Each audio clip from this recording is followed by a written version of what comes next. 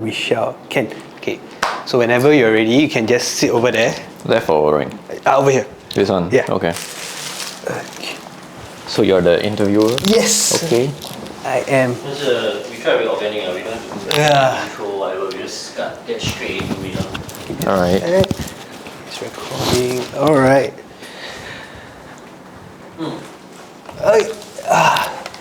So thank you so much for being part of this interview for Drinks for Me. So before we begin, why don't you tell us more about who you are and what you do? Okay.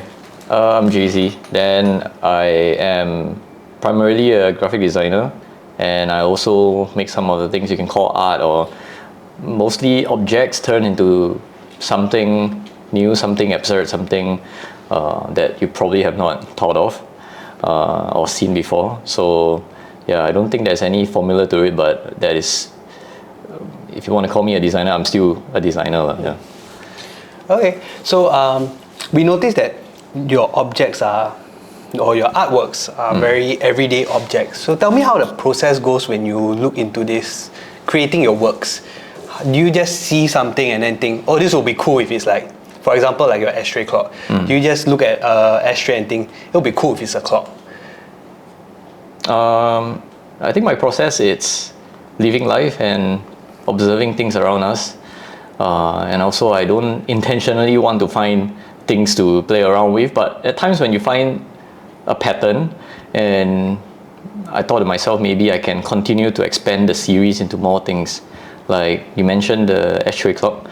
The ashtray clock actually came from the idea of having, what if, like, you know, asking questions of like, what if this ashtray can be seen as something else, or can it be, take a different life, you know, a different dimension, a different ashtray verse of sorts. So, I mean, the question always comes to me where, like, if let's say an object like an ashtray tells a story on its own, then perhaps the story can also be morphed into something totally new and something totally that is not, that doesn't make sense. Yeah. So, I mean, the clock idea actually came from having this ashtray, you know, like barred out on the surface of the ashtray when I recalled seeing it, and then I was thinking, what if the buds can actually move, and then time can also be in the equation of telling the story, where you know, smoking and time sort of kind of come in this weird intersection where you know, you're smoking your time away, or rather, if you stop smoking today, you're actually, you know, controlling the years, or rather like the lifetime that you have left. You know, which is always this conversation of like whether smoking is right or wrong. But of course, it's wrong. Don't smoke. But I think ultimately, I don't really want to go too deep into the story, and also let people interpret it themselves. Like for me, it may come from somewhere personal, where when I visit my friend in the past, when we were playing Xbox, you know, when we were like just 14, and then his dad was just smoking at the dining corner, like, you know, the dining area, and we were just playing, you know, and that is the memory, personal recount of my childhood, which is super unique to me and my friend, right? And then ashtray is always this I guess it kind of symbolizes the presence of the smoker. In this case, it's his father. And I also have my grandfather who used to smoke in the house. And so to me, this ashtray also kind of, ashtray clock also kind of reminds me of him. So in this one object, for me personally, I really told two stories. And so I invite anybody who sees it, probably also have their own interpretation. And in fact, anyone who adopted from me the ashtray clock when I was selling at Labour Block Party a couple of years ago, they like I had like customers who said like, oh, when I asked him, oh, so you're gonna use it as an ashtray? They didn't even smoke. Like, they're not even a smoker.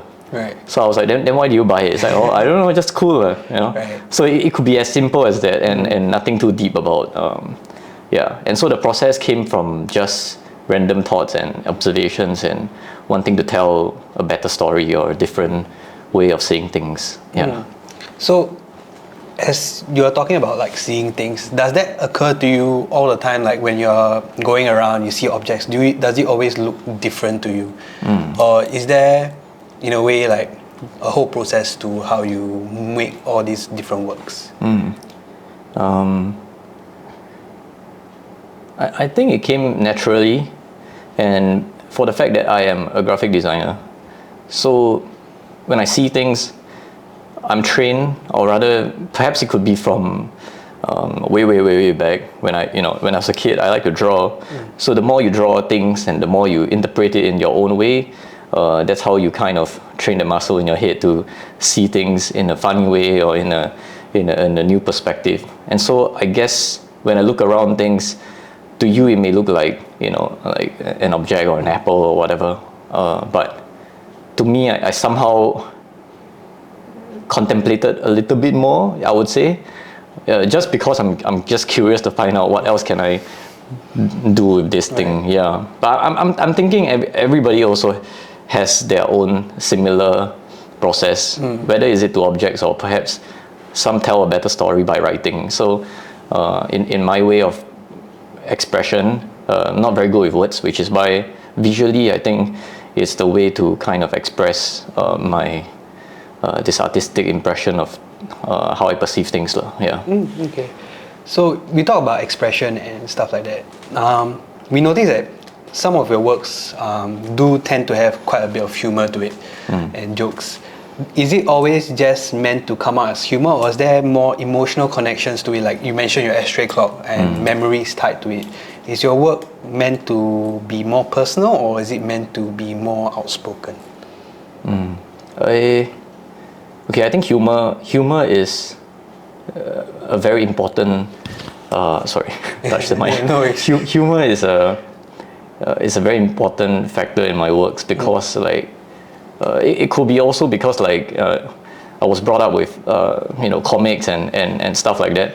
Yeah, like in fact the core memory would be discovering Mad magazine from one of my mom's office in the past, like when I was just super boring doing nothing, and then looking through the shelves of all the magazines, and there's one that stood out, which is Mad magazine, and eventually I also asked for permission to bring it home and also try drawing, copying the illustrations inside, and actually that's closer to an adult magazine, I would say. But of course there's no nudity or anything, but it's more like the tone of the humor, and some of them are a little bit suggestive, and it feels like it's not for kids. But it's true that I realized that there's so much more you can do with just drawing something. Yeah, like we always trace like Pokemon, right? Like in the past, or Digimon or whatever. But then there is another world where it opened my eyes to, which is stories and by like 4-panel comics and stuff like that. And then so I guess humor has always been like this thread where it continues through all of my works. And then later on became a cartoonist for a bit, and so on. And so that kind of shaped me into using humor as a tool, and also I mean the way I naturally would want to express my thoughts somehow must have that bit of laugh or something, like that additional absurdity that can make you question but also laugh at yourself, perhaps. Yeah. So did I answer the question? Yeah. Yeah, you did. So another thing you also mentioned is that you are a graphic designer by trade. Yeah. So that's your day job, and working with graphic design work, like for corporate clients or brands or something like that, and then when you come back to your artwork, does it affect it or does it help when you're creating your work? Okay, graphic design is... When I chanced upon graphic design, it was when my dad actually gave me, pirated Photoshop and last time it was called Macromedia lah. So that when I received those tools of my Mac, right, and I was still a kid, I wanted to draw or animate stickman figures and things like that. But the only thing that I can continue this craft and also make money of is graphic design / also like the equivalent, like I mean the different avenues of graphic design, which is like your branding and sometimes illustration, sometimes for advertisements and stuff like that. So when I realized that you can actually use graphic design, continue what you love to do, to make money and make a living, then hence I continued this craft and I studied graphic design and stuff like that. But I don't think that is something that I would in a way wanna always tell people that like, oh, I'm a graphic designer and that's all I am. I feel like in life there's so many more things that you can do and try. Sometimes I'm a sculptor, sometimes I'm a painter or illustrator, and all these things are just different mediums or different ways of expressions, right? So whatever works for to solve the problem or to tell a story would fit very nicely. So in terms of coming back to graphic design, right, we always train ourselves to create branding or to craft an identity for a client, and naturally you would think very corporate, you would think how to strategize this and that. But when I break out of that, I totally ignore everything that I have put into my actual corporate work, and I wanted to try something, or rather it's kind of like breaking away from the mold that has shaped you, and a bit of a, in a way, like, okay, I don't want to use the word rebellious, but it's more like oh, I've done my 9 to 5 part. Now I want to do anything that doesn't regard, right, in that same sense. So my work, I don't really want to have my name written on it. Even if it's a name on it, it's very subtle. It could be a handwritten, it could be an emboss, it could be so much so that people ask like, who did this? Right. You probably can't find it until you unwrap the entire product. Yeah. Also in my work, there is no identity to it, in a sense. Like, I don't really want to put a branding. Yeah. So I don't have like a certain color that I use or a certain logo that I always use, which is against what I've learned in the past, against what I have been practicing as a graphic designer, which I think is a good thing, because I feel like any object or any product or any something has to be standalone, has to be like, tells its own story, has its own identity. Right. Yeah. But I mean, then comes the corporate part, which like, you have to make money of it and stuff like that, which is why sometimes when there's a chance to, I will handcraft a small run of it to sell it, like the ashtray clock and the po chai necklace. Right. Yeah, that is where I can get a bit of money back. Yeah, but ultimately I don't think that there is a need to like kind of bridge the graphic design job and my artistic expressions lah. Yeah. I feel like I said a lot everywhere. It's like, in a way, you're just kind of breaking the two parts away, where in your corporate work, you're always looking at how to brand stuff and everything. But then when it comes to artwork, it's like, there's no brand to it. Yeah. You're just doing your own thing, and then you're not following the rules of your day job. Exactly. In a way. Yeah. That's nice. Speaking of your works, once again, and you mentioned you sew stuff. One thing that really stood out to me when I saw your work in one of the label blogs, and it was your po chai pill. And I believe it was very well received by people. Tell me more about that work, and do you actually think that that was going to be a well received product? Okay. Po chai pill, to me, it's like, it's nostalgic, because we, since young, it has helped us.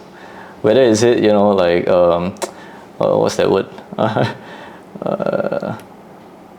What's the effect called? Anyways, it's like... It's like laxative, right? No, yeah, I mean, it's supposed to work on you, but some might feel that, it's all just in your head.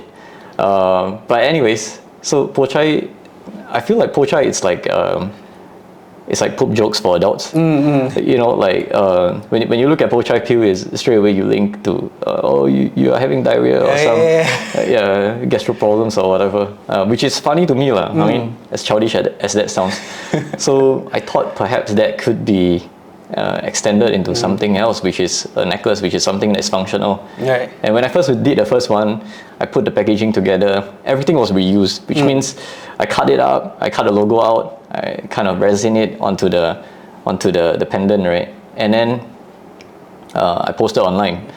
And I didn't expect anybody to say I want to buy it, which is dumb to think because like I can't use the word dumb, which is naive of me to think that no one wants a piece of this. Right. And I was like, I posted it, and then everyone wanted it. Right. All my friends wanted it. Then I just said, okay, fine, I'm gonna do a small run. So I just opened up to like, okay, fine, I can only make 20 perhaps. So I opened up 20 in an online store, and it was sold out. And very quickly, I realized that, hey, I probably got something going on here. Right. And then further on, I had like other, products that I could sell, perhaps my prints, or sometimes I made some small little goods, which is not, I would say, not good enough to kind of face the public yet. So the more I try to imagine like what would a pop-up booth be like, I decided to like, okay, fine, if I can do this po chai necklace, perhaps I can do other stuff in the future, and also some of the old ideas that I have in my head that is not productized yet, that I can bring to the table. And I think one thing led to another. I started making more po chai necklace, and I posted it online, and I shared, people buy, and Singapore Art Book Fair was one of them. That also me and my friends, like 5 of other friends, came together and opened this pop-up booth. Like, just got a table, throwaway goods. We call ourselves throwaway goods. So we sold a lot of things, and one of them is the po chai necklace. Yeah, and then po chai necklace then became something that everybody recognized because I posted online, and it went sort of mini viral on TikTok as well. And then I enjoyed the response, and I felt that like it's I never expected it, but perhaps I can try to kind of do more of like po chai related stuff, which then later on, like I said before, I say if let's say you see something that is like interesting, if the po chai verse can be extended further than just a necklace, how cool would that be? Right. Yeah, so later on I went on to do other stuff like the po chai ring, and po chai gachapon, mini po chai gachapon. And then actually years before this po chai necklace actually existed, I had like the po chai bubble tea, where instead of the pearls, it's actually like the po chai. Yeah. And so it's like nonsense like this where I feel, maybe it's like funny, like, just post it online and see how it goes. Yeah, and then so the po chai necklace somehow opened up quite a little bit more. I would say, like, I meet a lot of people through po chai. Like, this is very interesting. Like, people would pop up, like, come to my booth, and then or if I meet somebody at some event, and it's very easy to just start a conversation and say, oh, hey, you're the po chai guy. Yeah, I mean, I don't really want to be labeled as a po chai guy, but I take whatever I can. I'll take it. But that is a very interesting kind of like start to making a new friend, or to kind of hear, after 2 years of doing this, people actually still remember. Yeah, so which is, I'm very grateful for that. And so I tried, coming out with something new, which is the ashtray cup, for example. Trying to break out of that mold, but it's very difficult. Yeah, I'm still a po chai guy, man. It's stuck there already at this point. Yeah, branding, man. It came back to it in the end. Yeah. So, okay, last question is, what is the most recent work you put up to the public? Recent? Yeah. I think it's the cat show. The cat show? Yeah, the cat show. Yeah. Oh yeah, I can bring it. Tell us more about how you went about this, because the cat show was quite going in Singapore. A lot of people went there, and there was like different stuff happening. Different artists were part of it. So what was your take on bringing your works to that show? I think I mean, Tokonoma invited me to be part of this show. I don't own cats, but I grew up with them. That's the title of it. So I honestly, it was kind of it was a little bit difficult at the first part, because like, what do I know about cats? And most of the artists that actually were invited, they are cat owners, and they have cats at home, and because the show is about like cats controlling us humans, but of course we don't have to go with a theme, right? We can literally do anything. I kid you not, man. I had so many ideas, which went a little bit too far, right. you know, because like firstly, like I bought a lot of cat toys. I wanted to come out with something that is revolving around cat toys and stuff like that. Yeah, but I mean, it's through that process that has led me to something that is more genuine and authentic to my personal recount of cats, which is just neighborhood cats, lah. Yeah, I mean, and I think it's a universal experience as well. It is, So yeah. anyone who lives in Singapore, they're gonna see some neighborhood cats. Yeah. And then you had your toys, right? So did their toys make you want to make a toy? Yeah, I mean, I'm a toy collector, lah, and I mean, bootleg toy has always been something that I'm very intrigued with, and even though I came out with so many ideas that didn't make the cut, but this came super naturally because I was left with 1 week, and I was like, it's either I like. You gotta put something out I there. have to put something, yeah. And you know, sometimes the best idea comes at the very end of the process, and I really just trust the process, and I was like thinking perhaps this is more me, you know, than what I have thought of in the past. So then, yeah, I mean, this is we call him Lofi, lah. So Lofi, because it looks like a loaf. It looks like a loaf. He likes to loaf up like that, and he is parked at the center of Eunos, where I used to live there, and everybody would just walk past and they'll pet or take a picture or like say hi before they go to work or come back from work. Yeah. So one fine day, this cat decided to go missing. Oh. Yeah, and like we just thought like, oh, perhaps you're hiding somewhere, right? Whatever lah. But it's been like a couple of weeks. Then we were like a bit worried lah. Yeah. So my wife Sarah actually went online and found a Facebook group that talks about like neighborhood cats, and then we posted a picture and say where did this cat go, and people actually responded saying that he has been adopted to be taken care of because of some health reasons, and it's a nicer ending than I thought. It's a nicer ending, yeah. But the sad thing is we don't see him anymore. Yeah, so he's missing.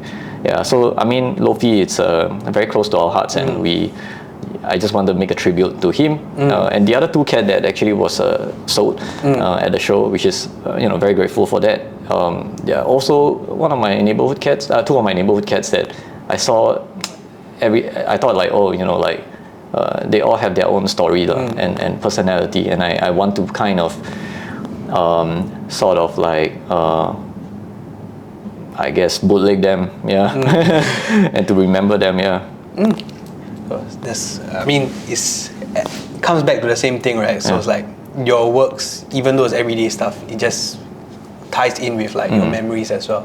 So thank you very much for this interview, and I think Alger has like one last question he would like to ask at the end of every question. Very simple question. Just give me a song recommendation, one that you're listening to currently. Doesn't have to be like your all-time favorite, but something that you're listening to currently. Wow, this one I can go unhinged or I can super serious. So we are technically making a playlist. A playlist, with everyone we interview, and once this series comes to like maybe like end or something, we will be releasing that playlist with everyone's favorite song. It's gonna be like a continuous evolving playlist lah, because you'll just keep continuing like to interview people. So it's just a way that people can kind of know you better. Because like I feel like your songs taste would 100%, man. 100% tell people about what you are like also lah. Okay, thanks for giving me a context. Then I shall not give you the real answer. No man, you gotta the real go full. Yeah, you gotta go. It's unhinged, dude. Like nah. Just go for it, man. Just go for it. What was the one that you were? Okay, actually, I'm looking for. You all know Lil Burbot? No. Man. Wait, is it like a shitpost song? Wait, I feel like. You guys gotta know Lil Burbot, man. Is he a local artist? He's a local artist. Y'all need to get Lil Burbot. So what's the song you would recommend from this? So dude, he has a song called Ordering in French at Kamala Villas. No way. You know what? Come on. You know what? Yeah, put that in. No, okay. Put that in. The one that I wanted is the latest one, Mustafa Sleeper. Oh damn, Mustafa Sleeper. Mustafa.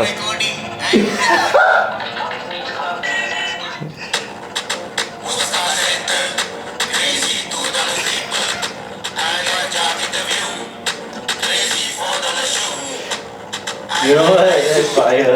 That's fire. Alright. Dude, he has a line inside that says he's number two rapper with diabetes in Singapore. First one is who? Abang Sapa. Oh man. I gotta stop to that part. God damn. It's fire. This is fire. Wait, this part is what?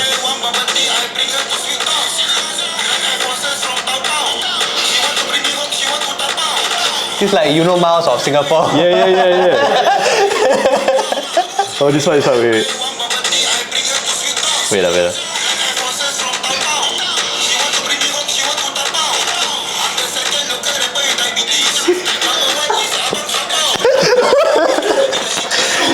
I appreciate the fact he made it rhyme. Yeah, man. Mustafa, skipper it is. Thank you so much. We will end it at there. Thank you so much. Alright, man.